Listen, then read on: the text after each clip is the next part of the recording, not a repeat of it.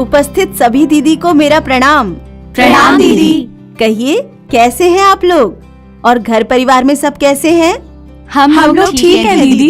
ये तो बहुत अच्छी बात है। क्या आप लोग हमें पिछली बैठक की कुछ मुख्य बातों को बता सकती हैं? जी दीदी, महिलाओं के लिए 10 में से 5 खाद्य समूह का खाना रोज खाना बहुत जरूरी है, खासकर गर्भवती एवं धात्री माताओं को। प्रत्येक दिन गर्भवती माता को 1 अतिरिक्त भोजन और धात्री माता को 2 अतिरिक्त भोजन लेने के साथ ही साथ पौष्टिक नाश्ता लेना भी जरूरी है। और हाँ, इसके साथ साथ आयरन, फॉलिक एसिड की गोली, कैल्शियम की गोली लेनी चाहिए। और विशेष जानकारी के लिए आशा दीदी या ANM दीदी को संपर्क करना चाहिए। अरे वाह दीदी, आप लोगों ने तो बहुत ही अच्छे तरीके से बताया है। सभी लोग अपने लिए एक बार जोरदार ताली बजाएं। दीदी, पिछली बैठक के बाद से बार बार मेरे मन में एक ही सवाल आ रहा है। इस महंगाई में हम कम से कम 5 खाद्य समूहों का खाना रोज पूरे परिवार के लिए कैसे लाएंगे?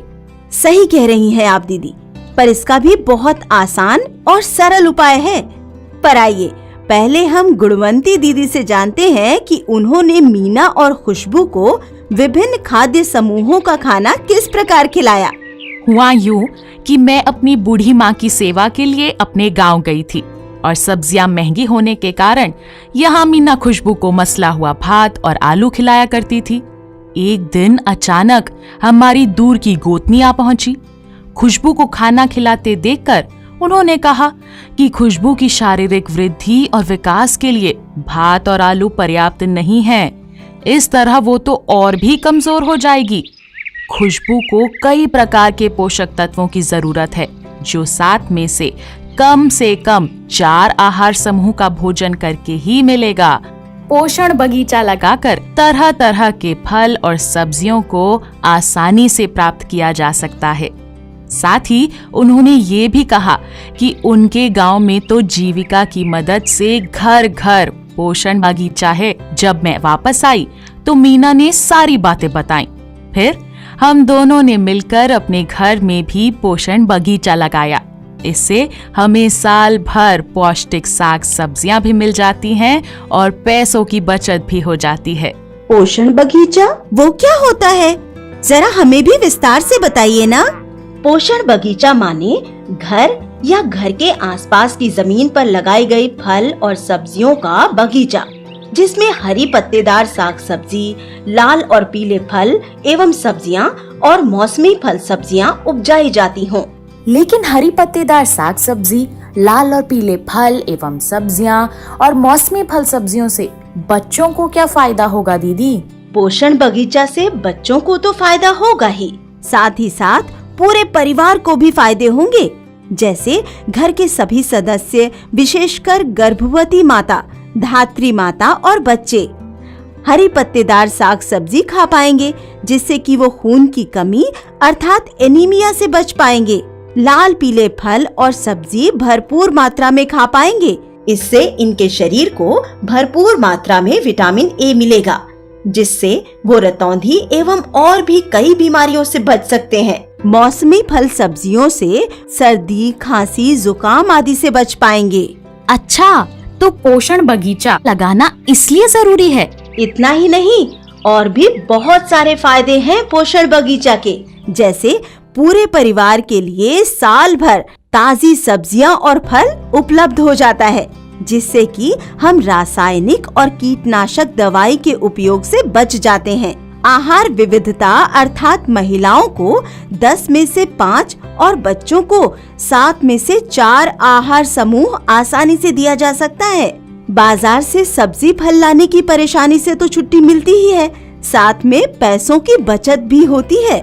सही कहा आपने, लेकिन पैसे कैसे बचेंगे दीदी? थोड़ा बताइए ना।